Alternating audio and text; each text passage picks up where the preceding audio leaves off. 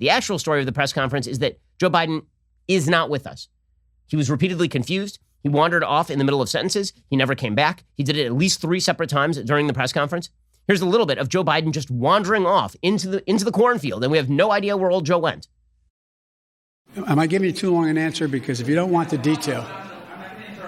No, but I mean, I don't know how much detail you want about immigration. Maybe I'll stop there and finish. So the best way to get something done, if it holds near and dear to you that you like to be able to, anyway,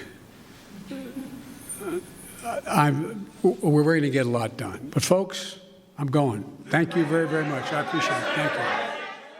Okay, that second statement there is just, that is not somebody who is with us. We can pretend. We can all pretend everything is fine.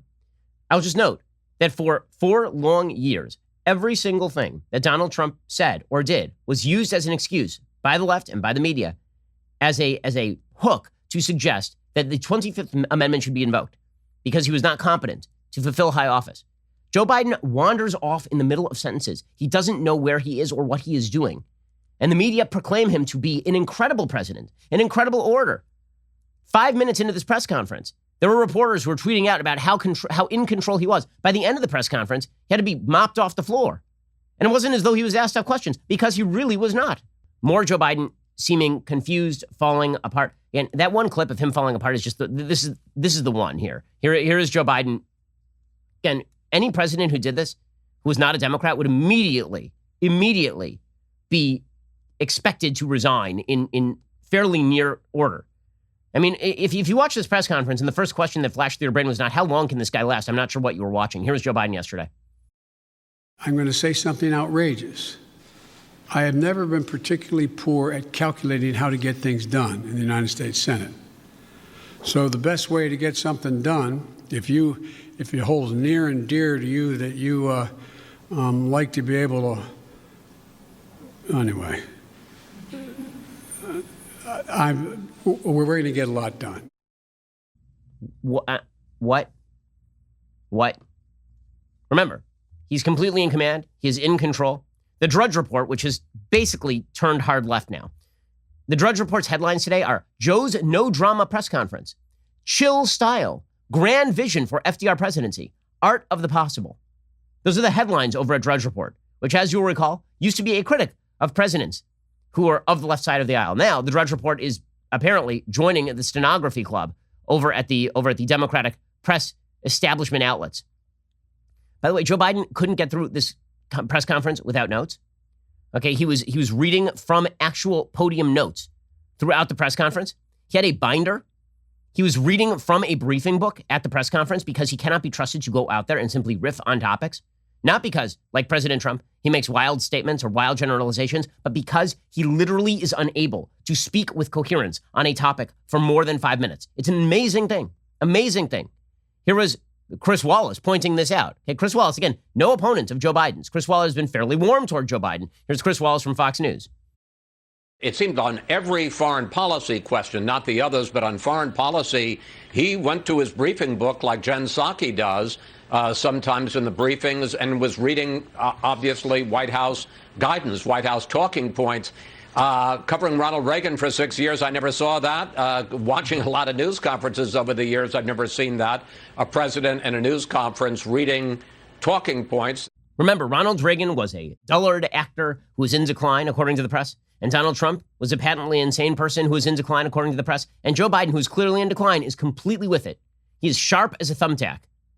According to the New York Post, however, a newspaper that is not in the pocket of the Democratic Party, President Biden appeared to repeatedly lose his train of thought early on in his first press conference as commander-in-chief Thursday, asking reporters if they wanted him to go into detail in his answers, forgetting questions, relying heavily on cue cards from a binder he brought along. The president took 10 questions at the 62-minute presser, repeatedly consulting his binder before calling on the next reporter. By the way, when the Washington Post suggested he took 29 questions, they meant that he took like little follow-ups from the same reporters. But overall, he filibustered a bunch of these questions. He would be asked a question. If he didn't want to answer it, he would just ramble for several minutes on completely unrelated topics. The first awkward moment occurred when the president was answering a question on the crisis at the southern border from PBS journalist Yamiche Alcindor, who, by the way, again, another press stenographer for the president of the United States. He cut himself off in the middle of the answer. He took Alcinder's follow-up questions in which she asked about the deliberations for migrants being permitted to stay as well as the filibuster. And then he took her question on migrants and needed to be reminded about her filibuster query. He just forgot the second question. Now, listen, we have a robust system. We have a robust system that is capable of carrying on even if the president of the United States does not seem to be with us. But it is the gap between the reality and how the media wish you to perceive the reality that is really worth talking about today. I mean, Biden was struggling he had a list of reporters he was going to call on. On that list was not Fox News. We'll get to in a second. Imagine if President Trump, because he did this a couple of times, took press conferences and didn't once call on anyone from the left side of the aisle. He really didn't do that. He called on people from the left side of the aisle, just not CNN. And the press were like, he's trying to avoid questions. Joe Biden would not call on anyone from Fox News, which is really the only opposition outlet in the room. Okay, but he did have a pre-screened list of questioners. How transparent, how refreshing. And then he got lost on his list. He couldn't remember who he was supposed to call on. Here was Joe Biden yesterday. Okay, hang on. Sorry. Oh, saying Ms. Kim. I mean, this is incredible, guys. This is the leader of the free world. And also, a man who just starts yelling for no reason. He's talking about unions. And all of a sudden, he's just like, "Rah!" Turns in the Swedish chef. The hell is he doing? No one knows. So I'm running for 3 reasons. To restore the soul, dignity, honor, honesty, transparency to the American political system. 2, to rebuild the backbone of this country, the middle class. Hardworking people and people struggling to get in the middle class. They built America, and unions built them. Why are you yelling? Why? Did somebody lose the discount coupons, the early bird dinner at Denny's again? Why are you angry now? Why are you yelling? Okay, then we'll get to his actual policy, because here's the thing.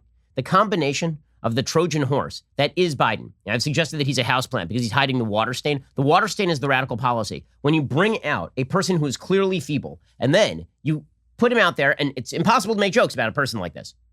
Honestly, like, it's very difficult to make jokes about Joe Biden, not because in the Democratic view, he's just so wonderful, but because in reality, making jokes about people like Biden in Biden's particular position, it seems mean and it seems cruel because the man is clearly not with us. And then they use the fact that he's not with us in order to ram through a bunch of untruths, a bunch of lies, a bunch of radical policy positions that in extraordinary fashion reshape the relationship between the American people and their government. We'll get to that. And the media just cheer it. They just cheer it because this is what they want. This is what they've always wanted. Did you know that every like on this video creates one additional leftist tier? Don't ask me why. That's called science. To take advantage of this amazing opportunity, hit the like button.